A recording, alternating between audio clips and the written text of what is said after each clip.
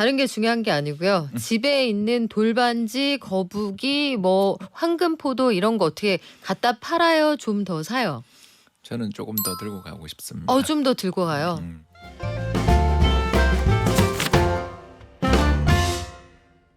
금값이 역사상 최고치에 거의 근접하게 올라왔습니다. 그러면 지금 금을 사? 아니면 팔아? 궁금하시죠? 궁금하면 500원인데 안 받고 알려드립니다. 조금 기다리시고요.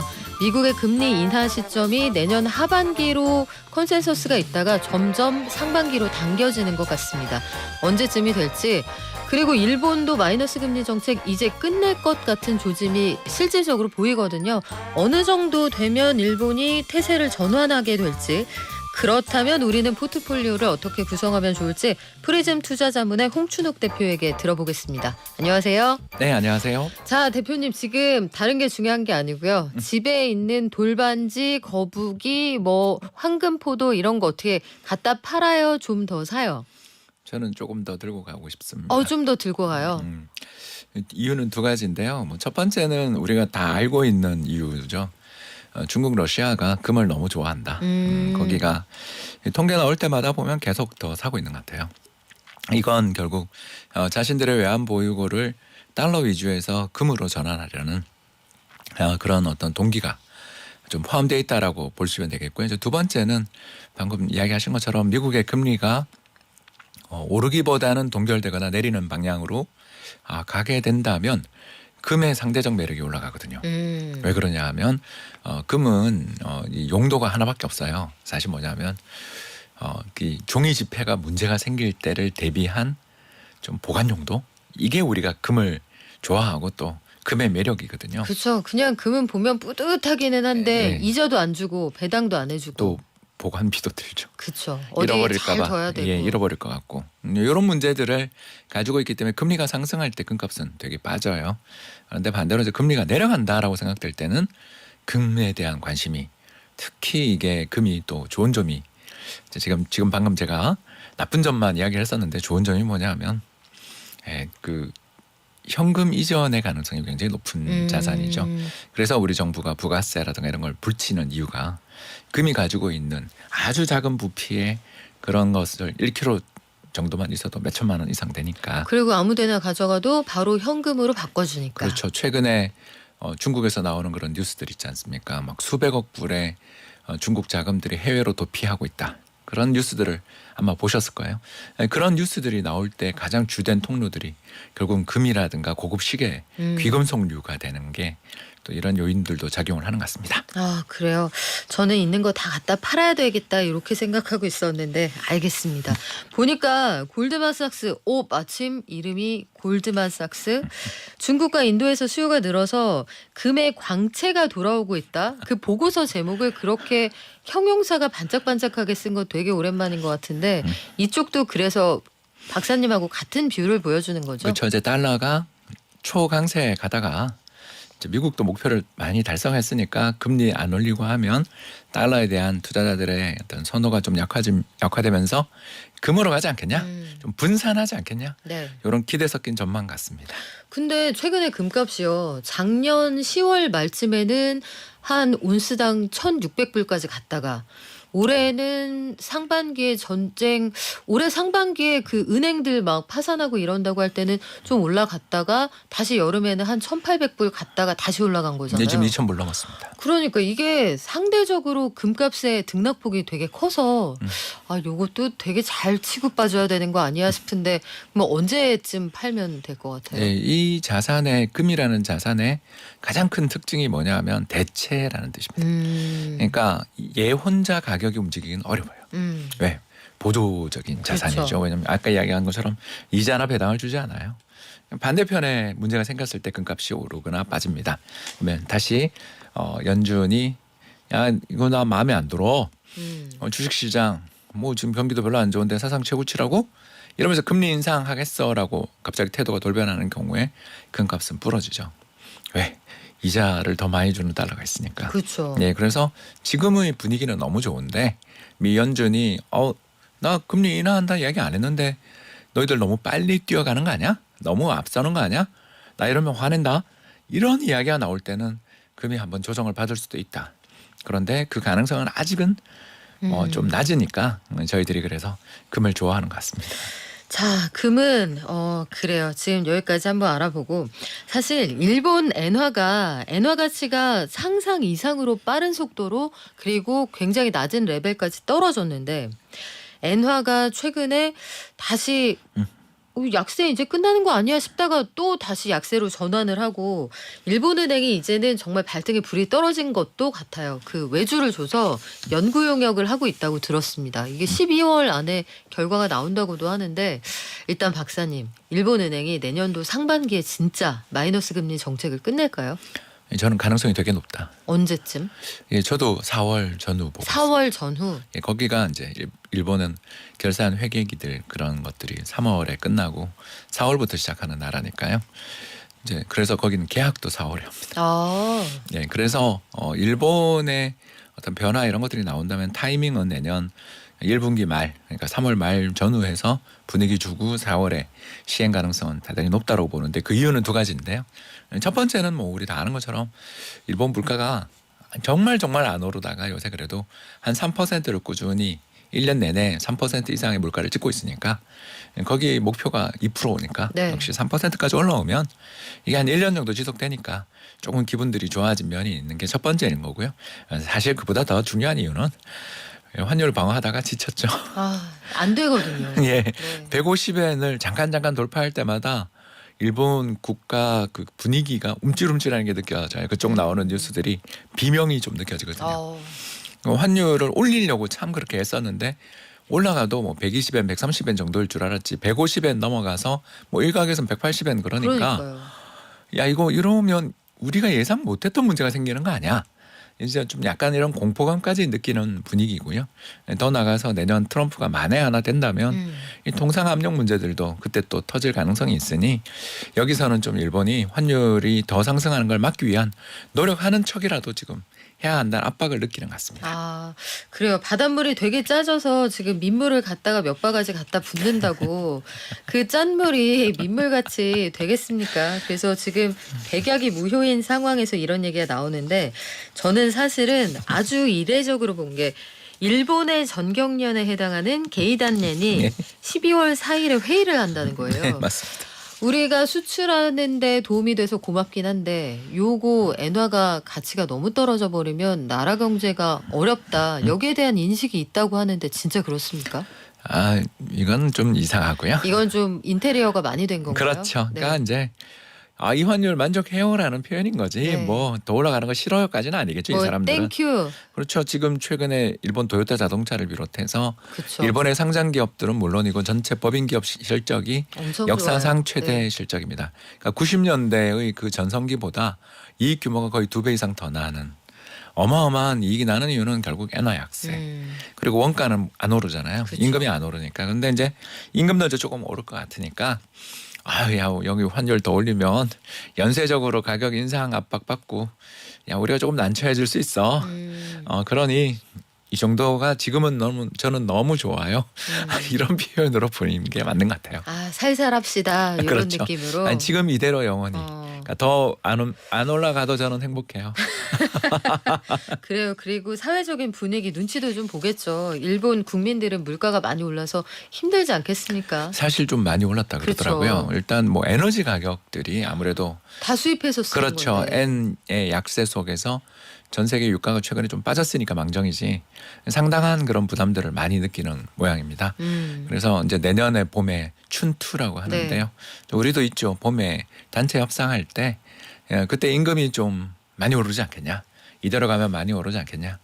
그런 이야기들을 좀 하는 모양이에요. 그러니까 게이단렌 우리나라의 전경련에 해당되는 이 단체도 그렇게 좀 말을 바꾸는 거 아닌가 생각합니다. 제가 그 일본에서 사람들이 느끼는 물가가 진짜 오르고 있구나 이걸 어디에서 파악을 하냐면 우리나라에서 간 특파원이나 주재원들이 예전에는 도쿄 한복판에서도 점심값으로 한 7,500원, 8,000원이면 괜찮은 밥 한 끼 먹을 수 있어 하다가 요게 한 500원, 1,000원이 올랐다는 거예요. 최근에. 그걸 체감을 한다고 합니다. 근데 일본 물가에서 단위당 500원, 1,000원이 올라간다는 되게 큰 폭이잖아요. 마요네즈 판매량이 반토막 났다는 뉴스 들으신 적 있죠? 그렇죠. 그게 100원 올리고 그렇게 됐대요. 이게 일본에서 소매 물가가 이 정도 올라간다는 거는 국민들이 느끼는 물가 상승폭이 상당히 크다는 뜻이니까 그러면 일본은행이 태세 전환을 할 수도 있다.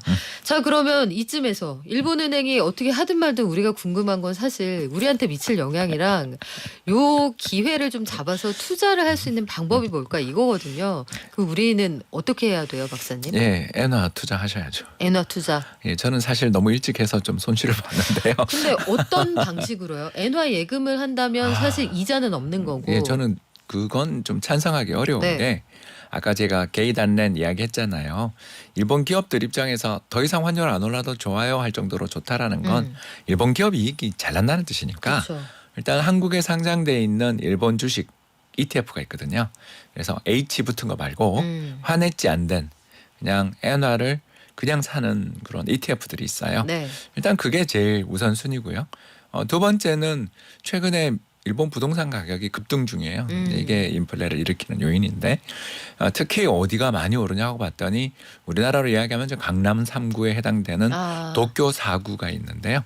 뭐 그 우리로 이야기하자면 2호선 안쪽 라인 들어보셨죠, 그죠? 네. 예, 그 일본도 그 라인이 되게 중요한 라인이 있습니다. 그래서 거기가 주오구, 지오다구 뭐 이런 구들입니다. 이름만 들어봐도 아 중요한 구구나 가운데 있구나 그렇죠. 노른자위구나 느껴지는데 여기에 있는 주상복합 아파트들의 가격이 특히 외국 자금 아까 이야기했던 중국계 자금 정도로 그러게요. 관측되는 자금에 의해서 급등한대요. 그런데 이자율이 올라가니까 그런 부동산을 갖고 있는 리츠 가격은 별로 못 올랐더라고요. 그렇다면 언젠가는 리츠는 만기에 청산할 때 그 집을 팔아서 차익을 얻을 텐데 그렇죠. 그때 엄청 배당할 거 아니에요. 그러니까 리츠도 일본 리츠도 상당히 좀 투자해 볼 만하지 않냐. 그래서 방금 제가 이야기했던 일본 동경 핵심 지역 리츠가 일본 주식시장에 상장돼 있거든요. 그러니까 우리나라에서 증권 계좌를 열 때 해외 증권 계좌를 열어서 N을 환전한 다음 요새 이벤트 많이 하니까 네. 증권사의 환율 이벤트가 더 매력적인 거 아시죠? 왜 경쟁이 치열해지니까. 그쵸. 그래서 전부 다 은행 가서 하시니까 증권사에서 이벤트를 하는 증권사가 있어요. 그 증권사 가셔서 N 사서 방금 이야기했던 일본 주식을 직접 사셔도 좋지만 일본 리츠 사는 게 어떨까? 이러면 둘 중에 하나는 한 1년 기다려보면 어디든 좀 네. 수익이 나지 않겠는가? 둘 중에 하나는 걸린다. 일단 목을 잘 잡고 그물을 쳐두면 1년 뒤에 짭짤하지 않겠느냐. 그래요. 그물이 예전에는 그물망이 되게 성기다 이런 느낌이 들었는데 요새는 그물코가 되게 촘촘해졌다 이런 느낌이 있습니다. 네, 안 찢어지도록 좀 좋은 걸로 사십시오. 그래요. 그리고 우리 미국 얘기는 뭐 1년 내내 했고 작년에도 했지만 미국의 금리 인하 시점 가지고 전 세계가 이제 분위기 파악을 계속 하고 있잖아요. 네. 근데 사실상 미국의 긴축 사이클 자체가 끝났다는 데는 이견이 없는 것 같기도 한데 금리 인하 시점을 두고는 6월이다, 5월이다, 이르면 3월이다 되게 말들이 많거든요. 박사님 보시기에는 어때요? 저는 7월 보고 있습니다. 7월. 제일 늦게. 네, 왜 가장 그러냐면 보수적으로. 파월 의장님의 캐릭터를 좀 보면 좋은데요. 파월 의장님이 역대 연준 의장 중에 가장 특이한 경력을 갖고 계신 분이에요. 변호사 출신이십니다. 그러게요. 예, 그래서 그 변호사분들의 특성이 말 함부로 안 하죠. 왜냐하면 이게 법률을 다루시는 분들이라서 그래서 이분이 연준 의장 되신 다음부터 매년 8월 달 잭슨홀 컨퍼런스에서 했던 이야기를 1년 동안 지키려고 무척 애를 쓰는 걸 우리 되게 많이 느꼈죠. 네. 특히 작년 8월은 정말 무서웠잖아요. 금리 인하 꿈도 꾸지 마. 1년간 계속할 거야. 그리고 정말 그 뒤에 증시가 난리가 났죠. 예, 올해 네. 정말 8월까지 했잖아요. 보면 이분의 특성 캐릭터는 허튼 말 하는 거 싫어하는 분이다. 근데 얼마 전 열렸던 8월 잭슨홀 컨퍼런스에서 뭐라 그랬냐면 인하 꿈도 꾸지 말을 했잖아요. 그러니 동결은 해도 인하는 내년 잭슨홀 컨퍼런스 다가와야 해주지 않겠냐. 그래서 너무 빨리 그걸 또 기대하면 시장이 혼날 수도 있다. 저는 그런 쪽인 거고요. 그래서 시장 금리는 떨어질 수 있을지 모르지만 정부 정책 금리 인하는 미국이 되게 신중할 것 같다. 이유는 경제가 너무 좋으니까 이번 3분기 성장률 5.2가 나왔는데 뭐 당장 경기가 아무리 나쁘게 꺾여본들 5% 경기가 꺾일 때는 1%씩 떨어진다 해도 1년 걸리는 거 아니에요. 그렇죠. 그러니 내년 봄에 인하하면 좋은데 아직 저는 그 가능성은 조금 낮춰보고 있습니다. 그러네요. 진짜 그 3분기 GDP 잠정치 나왔을 때 뉴욕 증시가 훅 떨어졌어요. 정말 맞아요. 동시에. 그래서 와, 사람들이 반응하는 속도가 이렇게 빠르구나 싶었는데 연결해서 어제 우리 한국은행의 이창용 총재님은 제가 아까 이주열 총재라고 잠깐 성함을 잘못 말씀드렸는데 이해합니다. 6개월이라는 단어를 굳이 말씀하시더라고요. 네. 그 전체적인 내용에서 전반적으로 늘 해오시던 말씀은 덜어내고 제가 어제 밑줄을 긋고 본 건 통방에서 아니 상당 기간 동안 금리 안 내릴 거다라고 하는데 그 상당이 얼마냐라고들 생각을 하지만 보통 6개월이라고 본다는데 나는 아니다. 6개월보다 더 갈 수도 있다. 6개월이 몇 번 등장을 했단 말이에요. 그러니까 시점을 굉장히 손에 잡히게 말씀해 주신 건 처음인데 그럼 6개월 지나면 내릴 수도 있다는 뜻 아닌가요? 네, 그렇습니다. 저는 4월 총선 이후에 내리지 않겠는가. 그때 이벤트가 두 가지가 이벤트가 있는데요. 왜 그때 큰 이벤트가 있냐면 첫 번째 이벤트는 우리 다 아는 총선의 정치적 불확실성 이후에 그 뒤에 어떻게 되느냐에 대해서 국회가 사실은 일을 안 하는 시기이기도 하거든요. 총선 직후에는 네. 다들 볼 일이 바쁘지 나라를 위한 일들은 잘 안 하시거든요. 그러면서 그런 정책의 어떤 약간의 공백기에 한국은행이 좀 대응을 해주지 않겠냐라는 그런 기대를 가지신 분들이 첫 번째 있는 것 같고요. 이제 두 번째는 우리가 부동산 PF 프로젝트 파이낸싱 이걸 그렇죠. 6개월씩 계속 연장하고 있죠. 그게 내년 상반기에 만기가 예, 오는 많습니다. 게 많죠. 예, 그래서 아무리 생각해도 더 늦출 수는 없는 거 아닌가.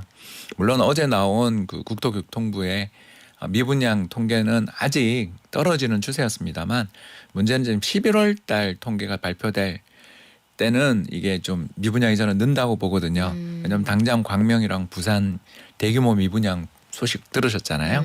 예, 거기 미분양도 상당히 있고 뭐 서울만 해도 지금 동작구에 또 미분양이 쌓여 있는 건물량도 있는 걸 생각해 본다면 미분양의 감소 추세는 저는 10월에 바닥을 치고 다시 오를 거다.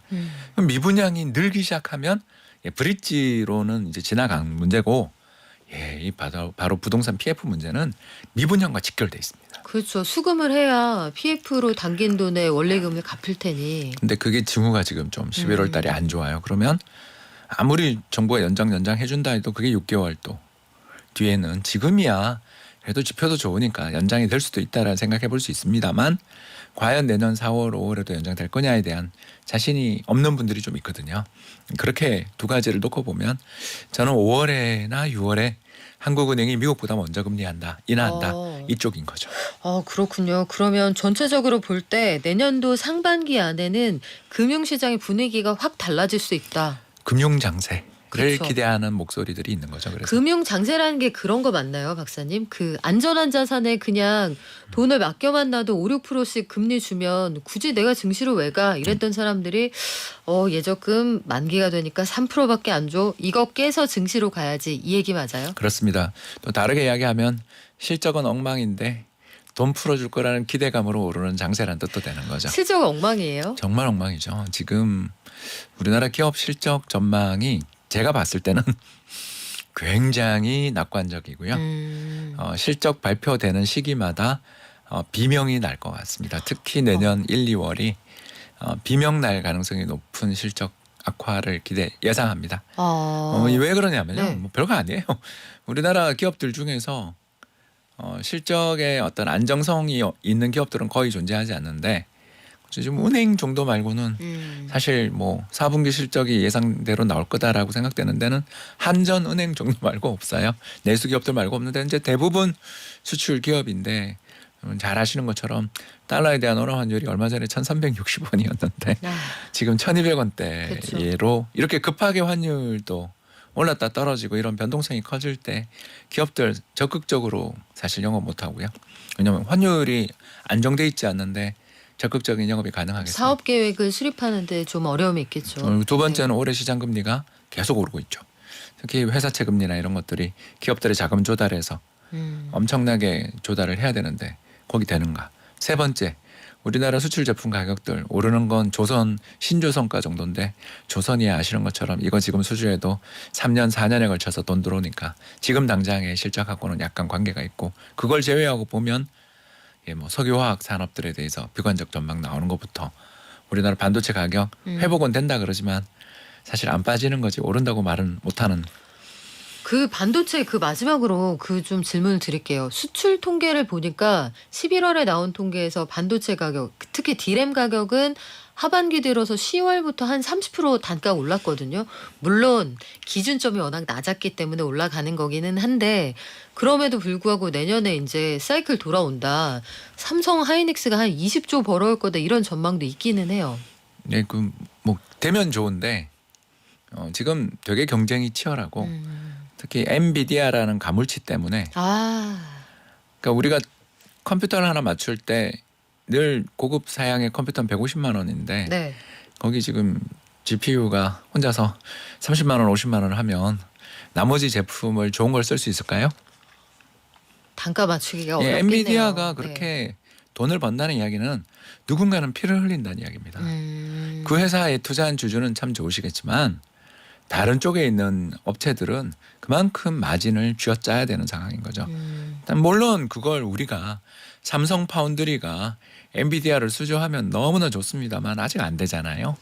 자, 그러면 진짜 마지막으로 내년에 성장률은 올해보다 어쨌든 2배가 된다고 하잖아요. 그럼 우리 돈 더 잘 벌고 조금 나아지는 거 아니에요? 살림살이? 그럼요. 나아지는데 네. 기대만큼 아닐 수 있다. 특히 올해 연말 기업들의 성적표는 너무 큰 기대 안 하시는 게 좋을 것 같다. 그러니까 미국장 올라도 우리가 안 되는 게 지금 기업의 실적 차이, 펀더멘탈 차이가 현재 우리 시장과 미국 시장의 이런 냉탕, 온탕을 만드는 요인이 아닌가 생각합니다. 산타 할아버지가 안 오실까 봐 울지는 않고 마무리할게요, 박사님. 지금까지 프리즘 투자자문의 홍춘욱 대표였습니다. 고맙습니다. 감사합니다.